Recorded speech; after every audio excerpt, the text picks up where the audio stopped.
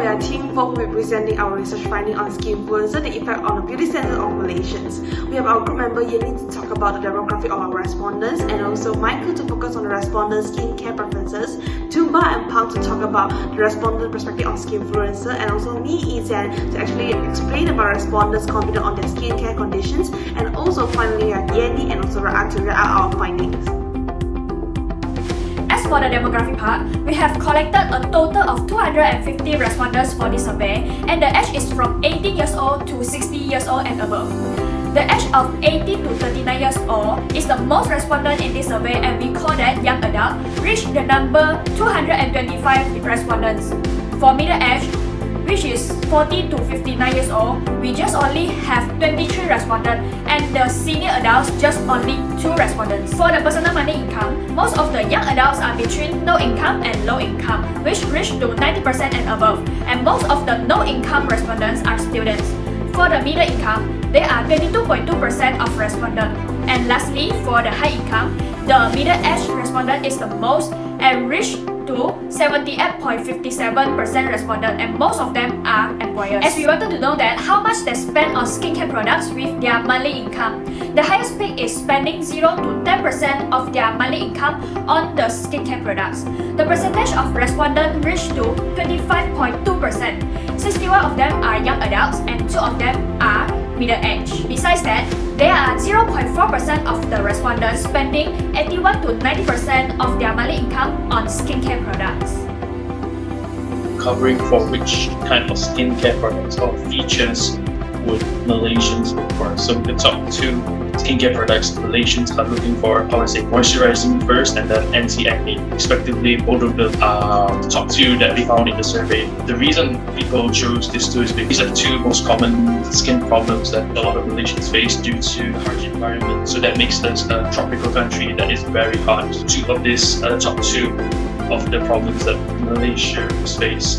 And the first one, like I said, anti-acne, because most of the surveys were teenagers or going to be young adults. And when you're young, when you're that age, you're prone to have pimple breakouts or acne. And this is the reason why the highest we got was acne, because the hormone changes were like fluctuating according to their age. And then when it comes to hydrating, that's because, like I said, Malaysia is a very hot and humid country that makes it so that the weather is so hot, makes the skin very dry. And also due to it being on there's a lot of, I would say, air conditioning involved. And when there's air conditioning, it makes the skin very dry. And that is why, like the top 2 highest in Malaysia, all products that people are looking for are hydrating and anti-acne. One of our questions in the survey, and from what we got was that mostly because they wanted to ensure that the skin would stay good and healthy, were the, how would I say, reasons that why they would use skincare products. They want their skin to be good and in a healthy condition. The third one, which is to boost self-confidence, because when you have better skin, you feel more confident about yourself. You won't have moments where you just don't feel like yourself because your skin may look bad, because it's dry, or it might have like I said, Malaysian problem with pimples and it being dry. It's clear skin, it will boost your confidence. So the first question we asked in part 3 is, do you look for Skinfluencers on product landscape prior to buying skincare products? Half of the people, which is 50.8%, said yes, and the other half of the people, which is 49.2%, said no. So in this case, more people look into Skinfluencers prior to buying skincare products, so they can get the best recommendation for the product they choose to buy for their skin.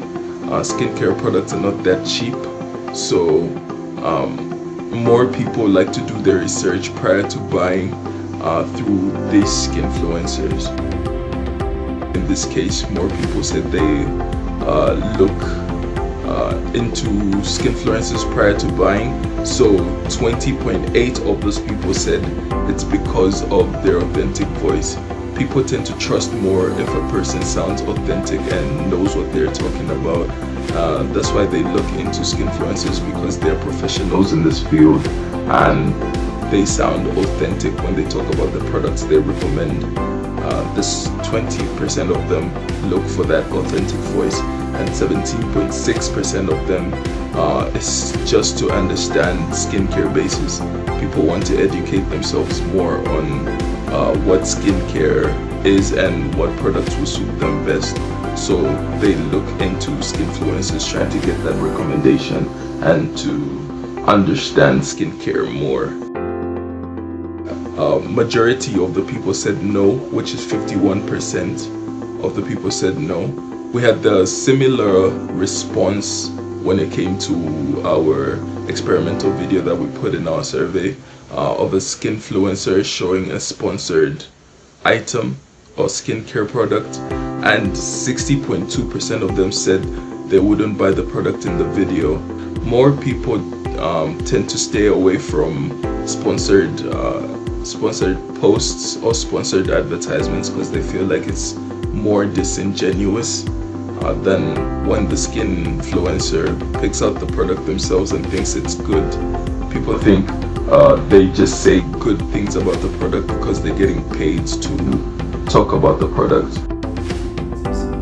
Through the survey, majority of them choose to believe in Skinfluencers for many reasons. And the top two reasons are because they tend to look for authentic feedback from Skinfluencers and also to understand more in skincare. 26.4% of the participants think that products have been patch tested by the Skinfluencers and the products has been applied and used on their own skin, so it shows a safe demonstration to them. Whereas 17.6% of participants would love to achieve the skin condition that Skinfluencers having as desired. Next in our survey, from scale 1 to 5, we try to find out the confidence level that our participants having with their current skin condition. And result shows that 42.8% of them have moderate feelings about it. And when the participants were asked about how often they feel worried because they might have failed in achieving flawless and glowing skin, 41.2% of the people have the same moderate feeling. As we wanted to know whether our respondents would use FP makeup to hide their insecurities on their skin conditions, which they are not confident about it, it comes to our surprise that actually a 50-50 response has been given, with 50.4% of them saying no to makeup, even though the majority of them have an average confidence about their skin. However, looking into the remaining 49.6% of the respondents who replied yes, most of them answered that they wore makeup because they would like to feel confident about their appearance. Of course, there are other reasons people wear makeup as well, such as to actually feel attractive or as a form of expressions, but most of the time they wear makeup just to increase their self-esteem by concealing their insecurities. To further study whether Skinfluencers has a direct impact on creating beauty standards that cause people to feel less confident, we have asked our respondents on their point of view whether they would add on skincare products to the current amount that they have right now to achieve the skin conditions that the influencers have. It came to our attention that 54.4% of the respondents would like to add more skincare products to their current ones, even though a majority of them has already owned basic skincare products such as cleanser and also toner. Instagram, Facebook, and followed by TikTok has the highest pick respectively among the other social media platforms when it comes to exposure on Skinfluencers. It is believed that such results were obtained because 3 of these social media are the top 3 online platforms that has been used by people nowadays, especially the young adults. So not to mention, the majority of our respondents were made of young adults who are aged between 18 to 24 years old, which such explain why mostly of them get to expose to Skinfluencer by these 3 social media. Nevertheless, Skinfluencer is also a new emerging role that has been highly welcomed by Generation Z. Thus, we believe that such have elaborated why Instagram, Facebook, and TikTok could be the highest pick respectively when it comes to Skinfluencer exposures. In the conclusion, we have known that most of the respondents are desired to achieve the Skinfluencer skin to be flawless and glowing. Over 61.2% of the respondents have shown their desire to reach the same skin as Skinfluencer when they were asked to watch a sample video of Skinfluencer. In the result, we can see that most of the people looking for Skinfluencers is because they can get some recommendation and also tips. It is something like a beauty guide to understand more about the skincare product or their own skin situation to get a suitable skincare product. However, they did not necessarily want to buy the recommended skincare products from Skinfluencers, even though the respondents would still look up on Skinfluencers to get the information about certain product. At the end, makeup is not the way. From the response sheet, we found out that most of the people who respond to our survey have average confidence about their skin type or about their skin. So about half of them answered that they will not use makeup to hide their skin problems.